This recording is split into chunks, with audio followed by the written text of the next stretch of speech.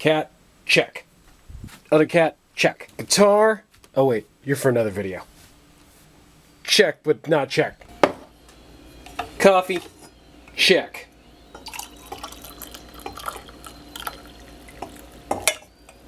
Ninja Mind Control hoodie, check. Records, check. Ninja Mind Control, check.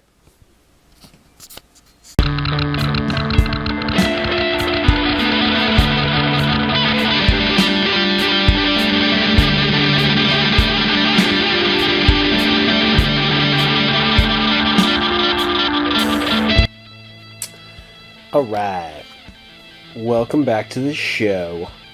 What is this, episode 4? Episode 4. Welcome back to episode wait, it should be welcome back. No, that didn't work right. Welcome to episode 4? Anyways. It's time to choose a record. So, I got an email this week from, well, he wanted to remain anonymous, so I will not say his name. But I'm going to call him Super Awesome Dude, because he's a super awesome dude. One of my friends emailed me, and he said, choose from the extreme left of the records. So we're going to do that. So I'm taking extreme left to mean just absolutely all the way to the left. I did put these in random order, so who knows what the fuck we're going to get. Alright, let's go in here. Time for the chooser. Alright,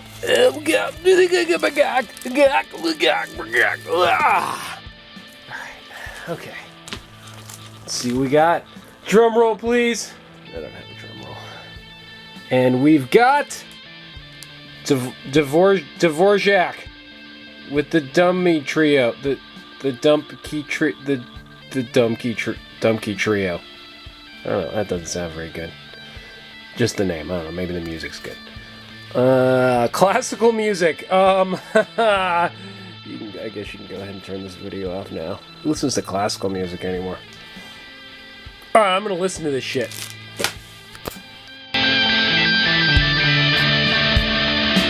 Alright. Okay, internet. So, I listened to this, record, and, you know, it's okay. It's okay. It's a classical album. I guess it all depends on what you think about classical music. The biggest problem, I think, with this album, is a problem I have with a lot of music. No riffs. I mean, in classical music, you don't really call them riffs. I guess they call them themes. I suppose there is some themes in this, but they don't really stick with you. It's not like Beethoven, you know, where you can remember the da-da-da-da. It doesn't have anything like that in it. Having said that, it was still a very pleasant album. It was nice to listen to. I did some things while I was listening to it, you know, did some housekeeping shit, and very nice background music. I did sit and listen to some of this. It wasn't always doing stuff, so I was paying attention to it. No riffs, no discernible theme that you would stick with you that you would remember. If you listen to this, you'd probably just think, well, that was some generic sounding classical music. This is no offense to Dvorak. Side note. I accidentally bought this album. I didn't intend to buy a Dvorak album. I'm an idiot, and I got Bartok and Dvorak confused somehow. I don't know, maybe because they're like foreign sounding names, and my mind's all retarded and shit. So when I saw this, I was like, sweet. Thought I was buying Bartok. Or I just confused the two. I had heard Bartok was more of a, you know, for the time, maybe more avant-garde, you know, kind of weird, and, you know, I like that shit, especially in the past, when you find some gems of just kind of bizarre music that people came up with, and more, you know, when most of the stuff's kind of conventional like this. Like I said, if you just listen to this, you would just think, oh, it's just classical. Just classical music in the key of G minor, A minor.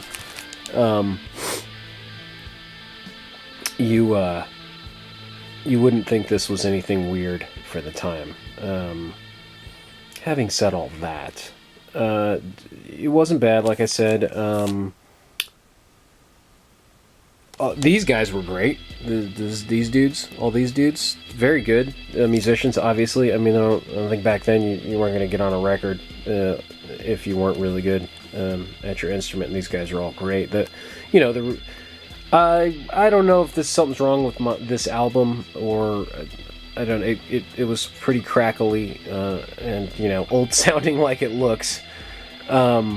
But other than that, all the recording was good, the playing was good, and all that stuff. I give Dvorak credit for writing good music. I mean, he's a better writer of music than I am, so I can't fault the guy on that. I just didn't, I wasn't in love with anything that I heard. It was just kind of nice, which is kind of how I feel about most classical music. How much did I pay for this, anyways? I always have problems with this. I don't know how to work my shit. 13. You can't really see it, so I'll just say I paid $13.98 for this.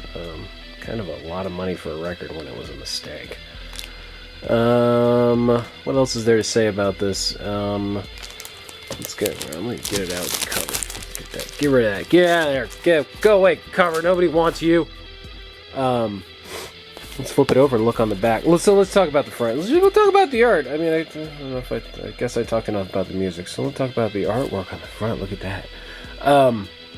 You can't see it because it's in black and white, but there's some, it's black and white and blue are the squares. And I have to say, I kind of like these old covers from back in the day. There's a lot of classical and jazz covers kind of look like this, where it just has the artists on the front, and it was okay. I mean, this is pre-60s and 70s when everybody started doing acid and shit, so the albums got all fucking nuts. But for the time, that's a fine cover. That's a fine cover.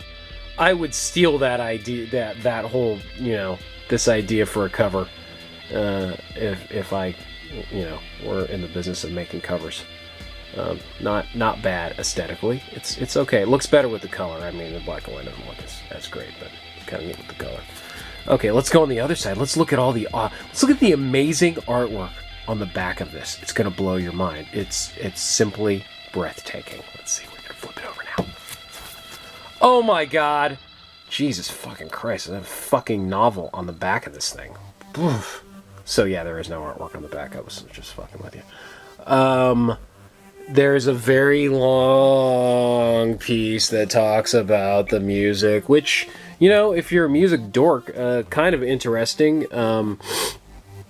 I'm kind of a music dork. I mean, I think you have to know quite a bit about classical music and music theory to really appreciate what this guy's talking about. I mean, most of it was kind of gibberish to me, and I know some of this stuff. See if I can read some. From the evidence of his work, scherzo were never a problem for Dvorak, whose latter scores contain some of the best we have. This one is an impelling presto, which moves from start to finish. After the first announcement of the scherzo, when a formal repeat is in order, Dvorak digresses to moderato in 2/4 that suggests the beginning of a trio. That whole thing's like that. That is definitely an indication of what you would be reading. It's a mouthful. Look at that. God damn, that's a lot of words and stuff. Over here they've got a little bio on the artist. Some shit about the record. It was all about like how it was recorded and how great their recording techniques are. Blabbity blast, blah blah blah. So nothing terribly interesting back here. I don't know what that means. Some sort of serial number or something. Yeah, it just talks about the music, talks about down at the bottom some other things that these three dudes were on. Like I said, they're all very excellent, super excellent musicians, so the music sounds good. I might actually listen to some of the other ones.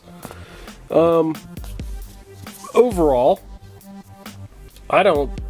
if you like classical music, you might want to check this out.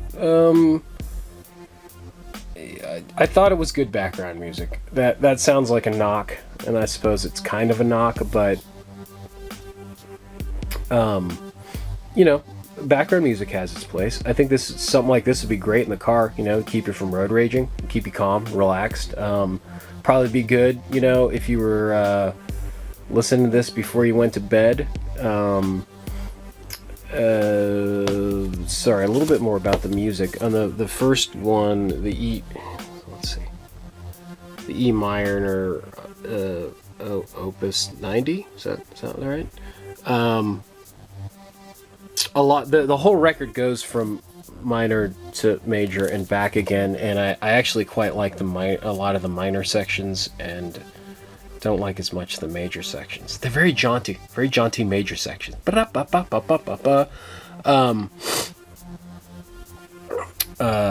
Sorry, I've got a bit of a cold, so I keep like sniffling and stuff. That's not too annoying. Like I said, you know, you could listen to something like this if you're putting the baby to bed or yourself to bed, or, you know, you're going on a drive and you just want something relaxing to put in. It is relaxing. It is nice. I just didn't love the, you know, the lack of serious riffage. Like I said, a nice, powerful theme that sticks with you. You know, when you put it down, it's like going over in your head. I can't really recall any of the stuff that was going on in here. Yeah, pretty busy for a three piece. I do like a power trio. There's a lot of stuff going on. I'm probably going to sell this record. I don't think I'm going to keep it. I don't think I need to listen to it again. I should probably go out and actually look for some Bartok, which is what I originally wanted. I don't know. Anyways, that is the review for this week. Sorry it wasn't super riveting and exciting, and this is probably something you're not going to listen to, but, you know, I got all kinds of shit in here, man. I got classical music, I got the raps, I got the heavy metals, I got the guitar music, I got the rock, I got the electronica. There's all sorts of shit back there. So, you know, you never know what you're going to get. Sometimes it's going to be classical. There's jazz in there. Chat for the jazz aficionados. Just lost like half of my audience. Just lost like 3 people. I think there's nothing else to say about this one. Yeah, late.